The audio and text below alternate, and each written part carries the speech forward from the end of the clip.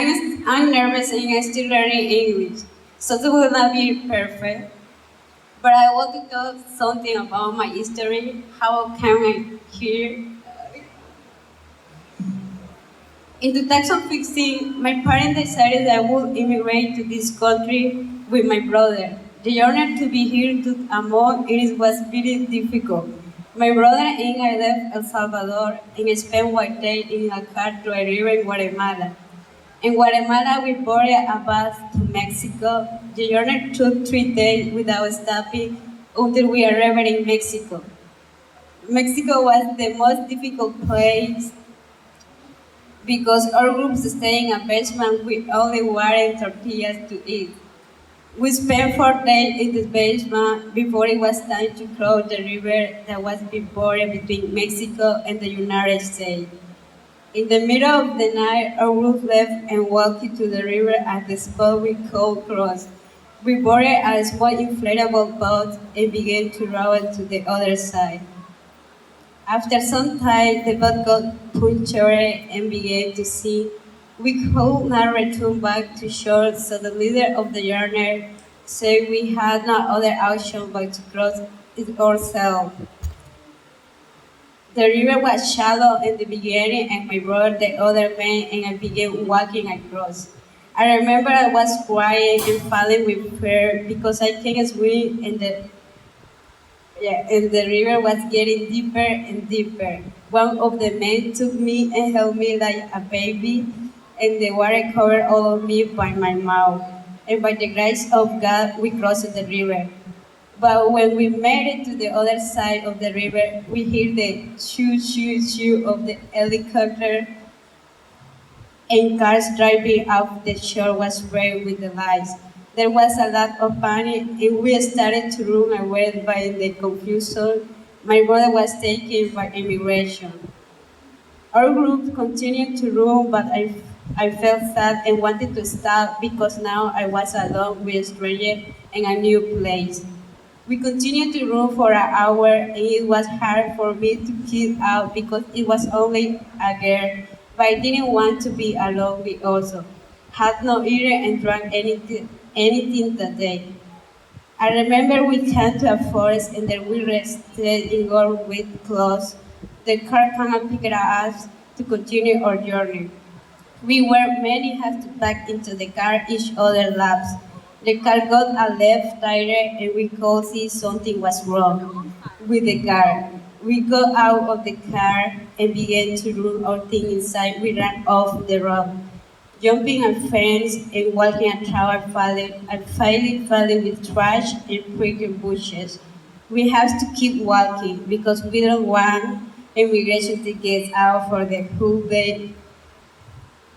We, w- we walked in the forest and felt like walking on glass on my feet.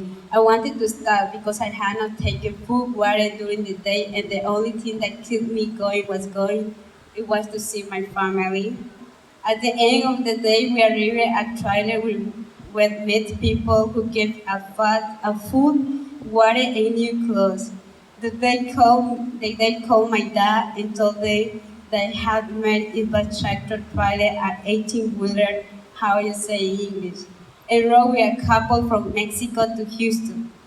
This part was so fun. The couple made food and gave me who the bed to sleep and watch TV. When I arrived in Houston, my father was there to get me and drove me to Baltimore. I arrived in Baltimore to a place where everything is different for me. And I did not know anyone, I had no friends, and did not understand the language. The first day at school, I wanted to cry because everyone was talking to me and I didn't understand anything. The teacher gave me classes and I felt strange because I didn't know what's going on around me. But they put me in a program called ESOL, and then I started to feel more comfortable. The teacher tried to speak to me in Spanish and helped me translate my word, and slowly, I learned English. Now it is 6 years later. I'm graduated in high school and I'm going to Baltimore College next year.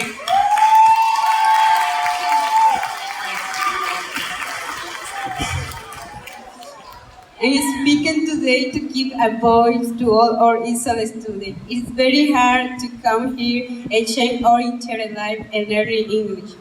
My story is not unique because so many ESOL students have to overcome the same hard thing. It is so important for everyone else to know this and not bullying people who don't speak English because it is already so hard to move here and learning English and try to fight for better life. Thank you. This bullying happens all the time to more than just Latino. It happens in the mall when people told me to go back to my country. It happened on the bus when I didn't have my ID and they said you are Latino, get off on the bus. Here only, it's happening here. We're coming here only as drug dealer and criminal. Hashtag más apoyo, menos burla. More help, less bullying. I want to end by saying thank you to NAF and all the teachers, especially my ESOL teacher. Here at NAF, there are not ones to keep out anyone. Thank you to Mr. De Gregory, Miss Schaefer, Miss Librehau, and Miss Petro, especially to you, Mr. Bray. Because if you not help me, I will not be right. Thank you for helping me, but everyone with Bridge projects that are very hard for ESOL students. Thank you for sacrificing your time because I know you are also a student and studying every afternoon with us. And sometimes I go to class to work with us. Thank you to you, everyone, for giving me the opportunity to go to college and make my dream come true. Good luck and whatever